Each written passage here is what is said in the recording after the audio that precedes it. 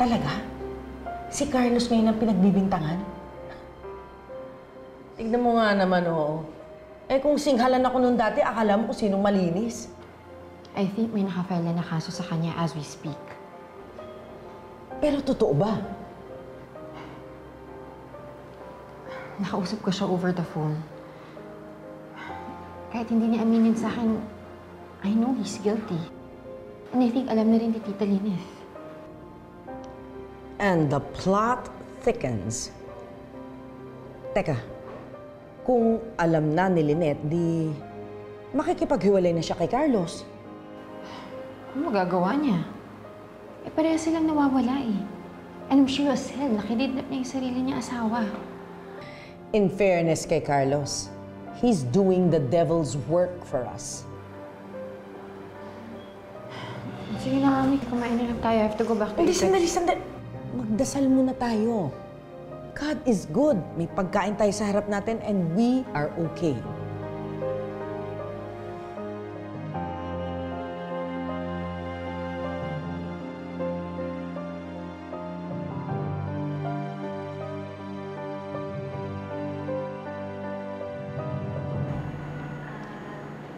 Mamaya pa po kasi mag-announce po si Dr. Rodriguez. Pero po, based po sa latest labs po ng anak ninyo, mukhang pwede na po siya ma-discharge. Ay, salamat, Doktora. Salamat. Basta, hintayin na lang din po natin yung advice po ni Doktora. Tapos, mag-iingat po kayo. Sige po, sige po. Maraming salamat talaga, Doktora. Kayo din, mag-iingat kayo. Salamat po. Annalyn. Christine. Nakauwi ka na ba? Or nakapagpahinga ka ba? Hindi pa eh. Pero, patapos na rin naman yung duty ko. Annalyn, I think you should take a leave muna. I mean, with everything that's happening right now, I don't know how you're holding up. Nakukuha mo pang ngumiti sa mga pasyente, oh. Hindi ko naman dinadala yung problema ko dito sa trabaho eh. Tsaka, mas okay na rin itong nabibisi ako. Kasi hindi ko na rin naman alam kung saan ko pa hanapin si nanay.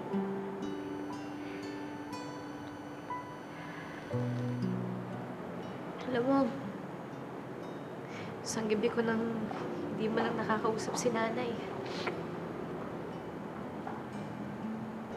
Sana nakatulog man lang siya ng maayos, no? Sana nakakakain siya. Sana inaalagaan man lang siya ni Doc Carlos.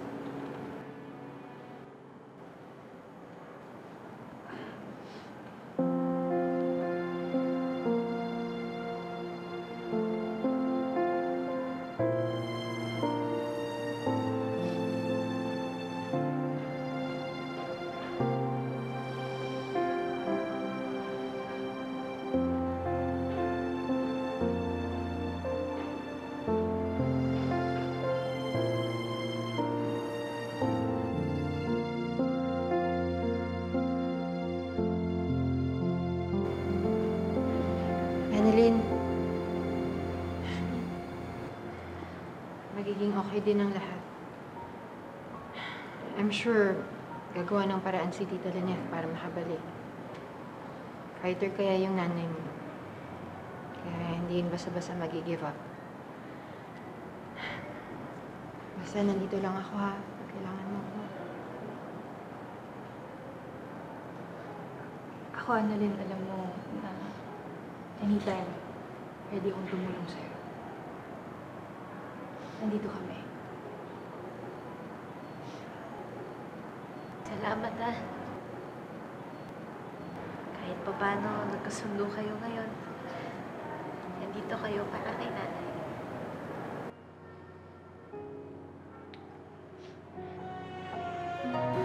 Thank you.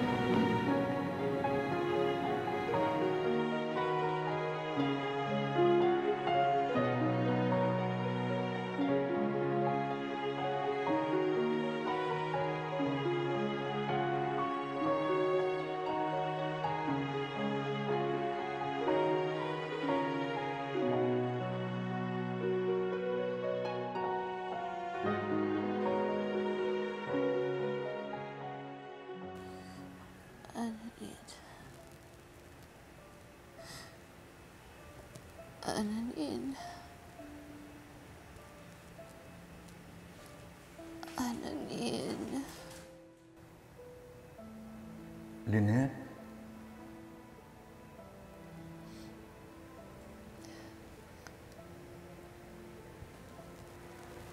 Sir Pepe.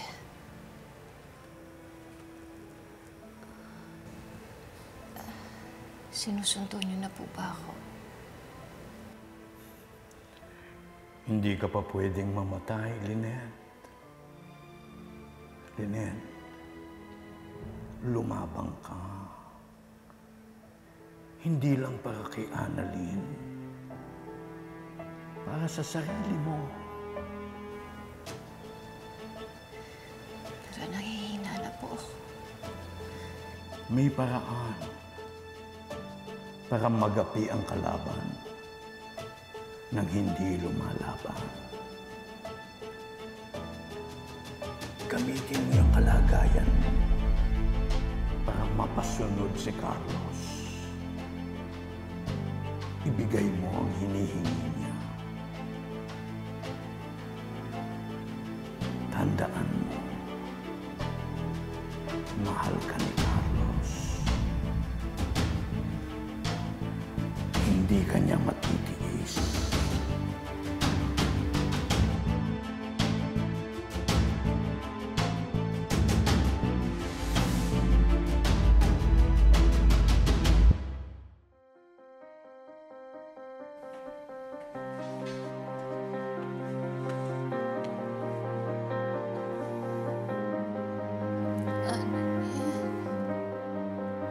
Ano, Lynette?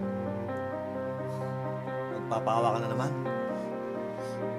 Tapos pag pinakawalan kita, dadambahin mo na naman ako. Galing mo sa pag-arte mo. Hindi na obra yan. Carlos.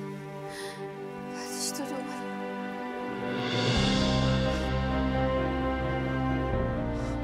Lynette! Lynette! Tumutla ka. Lynette, I'm sorry. Kahapon ka ba di kumakain? Lynette, I'm sorry. Suero.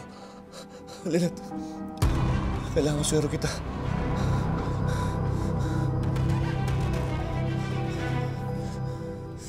Lynette, I'm sorry. Lynette. Lynette.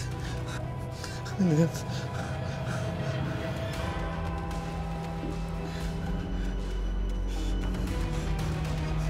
I'm sorry. Lynette.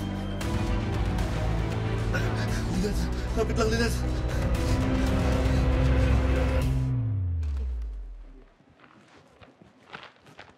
Zoe! Zoe, kainin na natin itong ice cream mo. Tutunaw na, oh. Ano to? Oo, saan galing? Pinadala yan si ER kanina. Galing daw sa pasyente mo. Sweet ang pasyente mo, ha? Oo, panood-nood pa. Ew! Oh my gosh! Ano ba? Galing kay Dax yan. Itapon mo nga yan. Baka mamaya may gayo ka pa yan. Nakasilo. Tsaka sa'yo naman to. Hindi mo nilang ba sagutin yun? Joke. Joke lang. Hindi nakakatawa yung joke mo. And I will never, ever entertain a criminal na nakalaya lang. Baka mamaya matulad pa ako kay Tita Lynette, no?